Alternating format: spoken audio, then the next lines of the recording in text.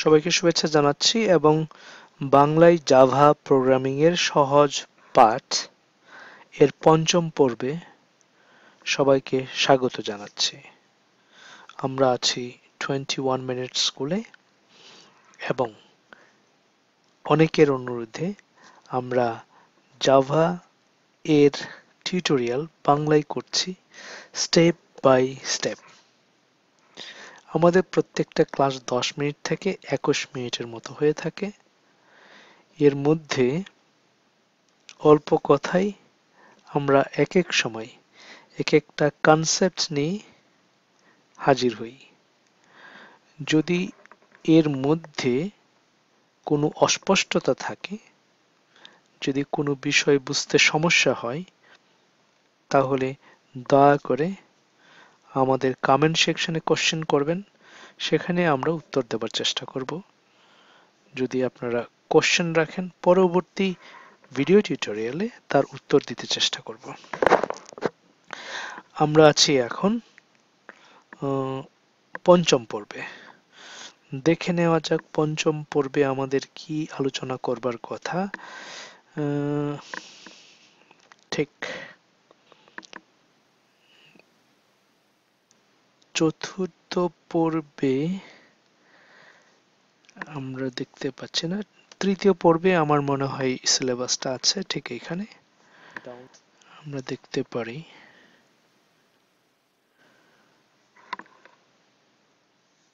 এখানে ক্লিক করে দেখতে পারি আমাদের আজকে আলোচনা করবার কথা হলো ভেরিয়েবলস নিয়ে। ঠিক আছে, দেন আমরা পরবর্তী ক্লাসে মেইন ডেটা টাইপস নিয়ে আলোচনা করব।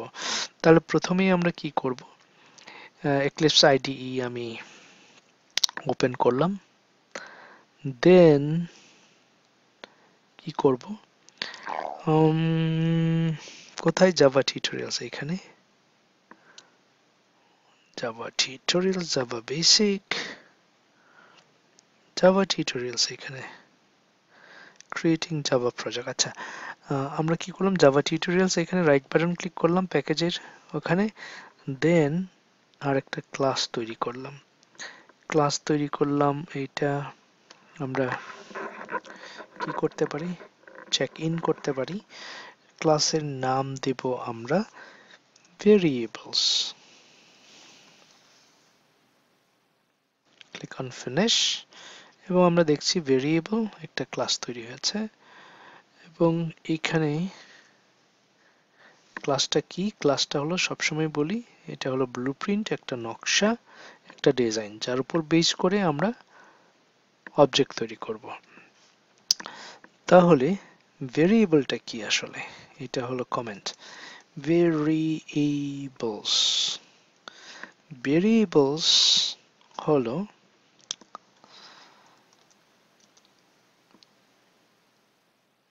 just a container that stores data। ঠিক আছে, তাহলে ভেরিয়েবল হলো একটা জাস্ট কন্টেইনার অথবা বক্স বলতে পারি, যেখানে আমরা ডেটাগুলো গুছিয়ে রাখতে পারি, জমা রাখতে পারি, স্টোর করতে পারি। ঠিক আছে, তাহলে ভেরিয়েবল আমরা বলতে পারি, জাভাতে ভেরিয়েবল প্রথমে যেটা করতে হয় ডিক্লেয়ার করতে হয়। যেমন আমি বলবো ইন্টিজার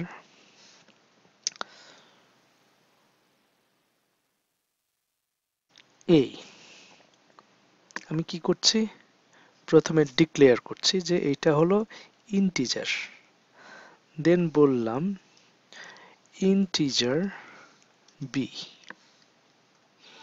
তারপর বললাম ইন্টিজার, এটা হলো c। ওকে, দেন কি করব, আমরা ডিফাইন করব ভেরিয়েবলটাকে। এটা হলো, আমরা বলবো ডিক্লেয়ার ভেরিয়েবল। ভেরিয়েবলটা কি ধরনের আমরা প্রথমে ডিক্লেয়ার করে নিলাম, দেন এটাকে কি করব, ডিফাইন করব। ডিফাইন ভেরিয়েবল, আমরা ডিফাইন করব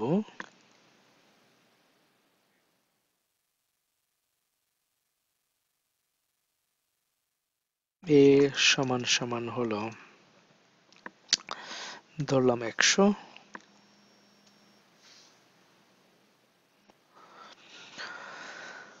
সো বি সমান সমান হলো আমরা বলতে পারি 75, সি সমান সমান হলো এ প্লাস বি। তাহলে জাভার একটা বিশেষ বৈশিষ্ট্য হচ্ছে যে প্রত্যেকটা লাইন অফ কোডের পরে টার্মিনেট করতে হয় হলো সেমিকোলন দিয়ে। এইবার আমরা কি করব, সিসো লিখে কন্ট্রোল স্পেস বারে চাপ দিব, তাহলে system.out.println হবে। এটা কি জিনিস আমরা গত ক্লাসে দেখেছি।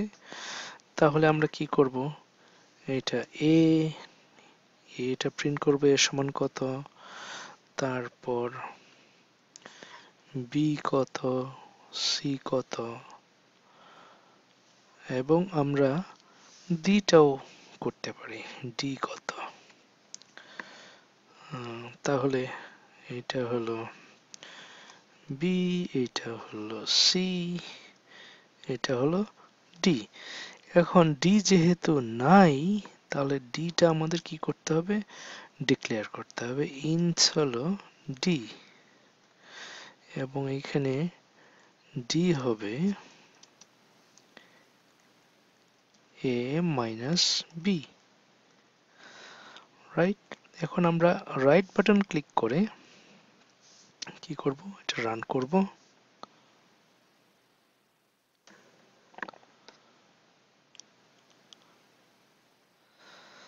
এরর বলছে, কি এরর সেটা আমাদের দেখতে হবে।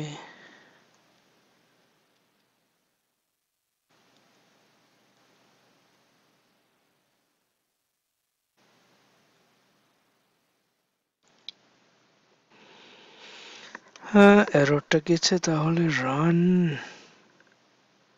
জাভা অ্যাপ্লিকেশন, এবং আমরা দেখতে পাচ্ছি এখানে প্রিন্ট হয়েছে a প্লাস বি হলো 175, a মাইনাস বি হলো 25।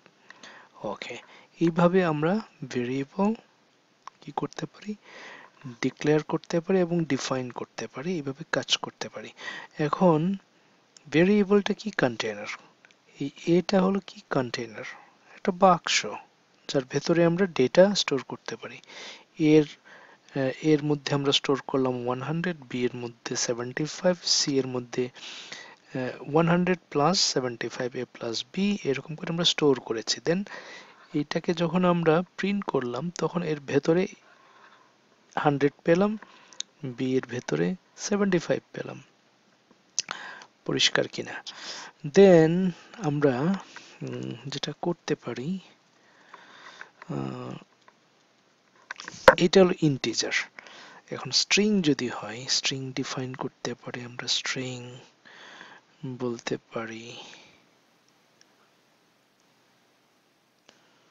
ফার্স্ট নেম,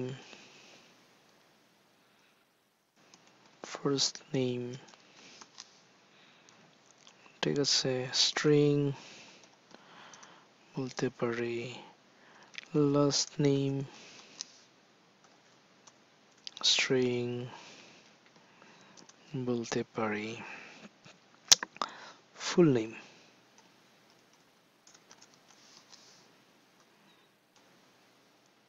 ঠিক আছে। দেন বলতে পারি ফার্স্ট নেম সমান সমান হলো সেলেনিয়াম। যেহেতু এটা স্ট্রিং, তাহলে কি করতে হবে, আমাদের ইনভার্টেড কমার ভেতরে লিখতে হবে। দেন লাস্ট নেম, এটা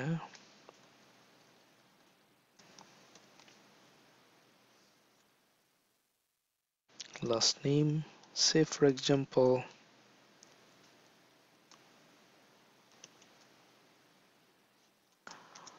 Marak, okay, and full name is equal to first name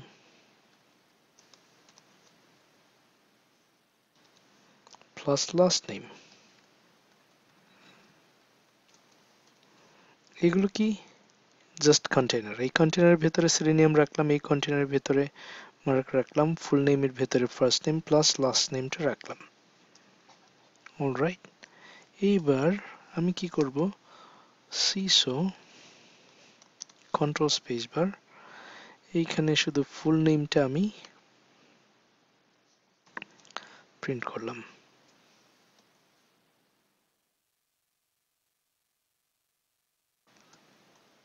বললাম his full name is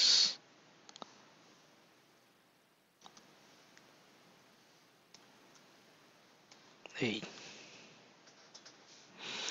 print করলে কি হবে, আমি এখান থেকে প্রিন্ট করতে পারি, কোথায় আছে, run, run age Java selenium,